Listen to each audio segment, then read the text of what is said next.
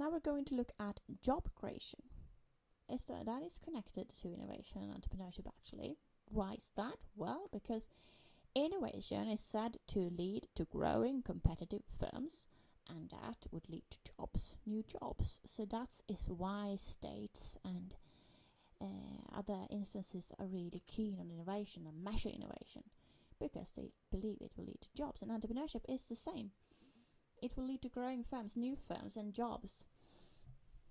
And growth, of course, but it's also connected to these jobs. But then we could ask ourselves, why do we need to create jobs? During the past 100 or 200 years, we have had a great increase in productivity. And 100 years ago, people thought that when we got this enhanced productivity, when we could produce more with less people, we would get, for instance, more leisure time. That has not been the case. And you could ask, when did technological innovation stop filling us with hope that another world is possible? Because despite the technological development, we are working more now than we did before, and a lot of people perceive their work to be meaningless. And when we replace people with technology, we feel the need to create new jobs.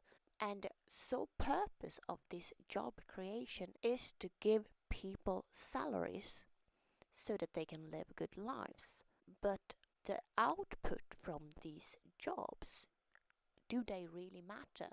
Do we really need them? And why do we think that it is logical to arrange our human society in this way so that we have lots of meaningless jobs just for the sake of job itself, not to create things that we really need, and not to give the people who work within these jobs meaning or sense of self-worth or self-fulfillment. So why create jobs? Why not let technology lead us into a new era where we can focus on things that each individual person actually wants to do? And I will hand over to Roland Paulsson, who has written a book called The Work Society, Arbetssamhället in Swedish, and he has a small talk where he argues for thinking about work and the possibilities with the technological development that we are not leveraging.